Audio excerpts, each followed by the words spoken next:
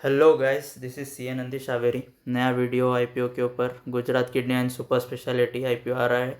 22 से 24 तक ओपन है। जीकेएसएल इसका शॉर्ट फॉर्म है। कंपनी के बारे में बोले तो 2019 एस्टेब्लिश्ड कंपनी है।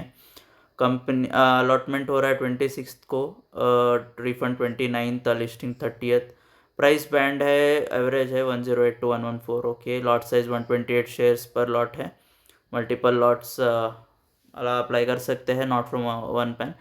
जीएमपी जिनको फाइनेंशियल्स के कॉम्प्लिकेटेड थ्रू नहीं जाना है, जीएमपी 8.77% है। एक शेयर के ऊपर 8 रुपये, मतलब 100 पे 8 रुपये ज़्यादा, ऐसे पकड़ के चल सकते हैं। कमिंग उसके जीएमपी के अलावा हम लोग को फाइनेंशियल्स भी देखना बहुत ज़रूरी है। उनके फाइनेंशियल्स को जाने से पहले मैं उनके नेचर ऑफ बिज़नेस को जाता हूँ, उनके नेचर ऑफ बिज़नेस और उनका बिज़नेस कैसे वर्क फ्लो होता है।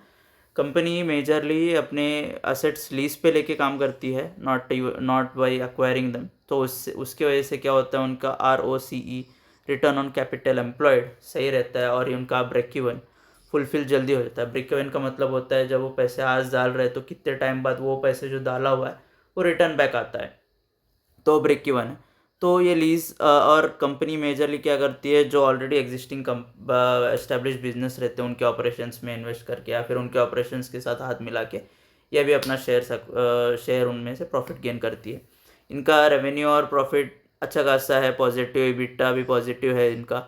Nice growth in a company. इनका ग्रोथ इसीलिए है बिकॉज ये, जैसे मैं बताया, इनका पहले दूसरे एग्जिस्टिंग कंपनीज या हॉस्पिटल्स को अक्वायर करता है, उनके बिजनेसेस में इन्वेस्ट करते हैं, उनके साथ हाथ मिला के कॉन्ग्लोमरेट करके इनका प्रोसेस प्रॉफिट वर्क फ्लो होता है। इनका डेट और इक्विटी वेरी लो है। मैं इनके फाइनेंशियल्स आगे अटैच किया हूँ आपके लिए। और इनके फाइनेंशियल्स अच्छा खासा पढ़ने के बाद इनका समझा है कि इनका डेट बहुत कम है, लेस देन 1 है। तो उसका मतलब क्या है कि इनका डेट बहुत कम होता है।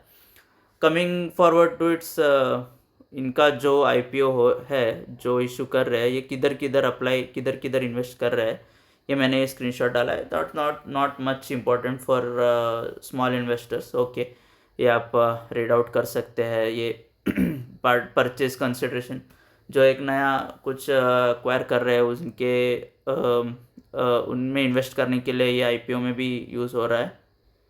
कमिंग फॉरवर्ड, इनका बिजनेस का इन्होंने ब्रेक थ्रू बताया है कि उनके कितने बिजनेसेस है, कितने कितने फार्मास्यूटिकल्स, कितने हॉस्पिटल्स, कितना मल्टी स्पेशलिस्ट, कौन से हॉस्पिटल्स है, किधर किधर लोकेटेड है, कितने ऑपरेटिंग बेड्स है, कैपेसिटी कितना है ऑपरेटिंग, इसका भी मैंने ब्रेक थ्रू बताया है कि इनका पर बेड कितना रेवेन्यू जनरेट होता है।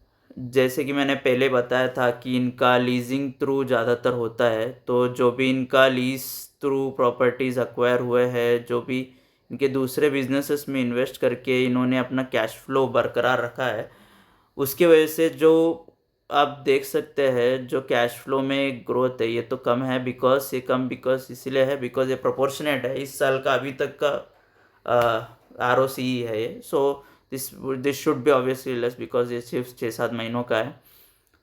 कमिंग फॉरवर्ड, इनके फाइनेंशियल्स, इनके फाइनेंशियल्स सबको EBITDA देखना बहुत ज़रूरी है, नेटवर्थ में भी। और इनका प्रॉफिट मार्जिन देखना ज़रूरी है बिकॉज परसेंटेज पे आप दाव लगाइए, ना कि इनके अमाउंट्स पे। अमाउंट से आपको एग्जैक्ट ग्रोथ पता नहीं चलता है unless you predict it's percentage.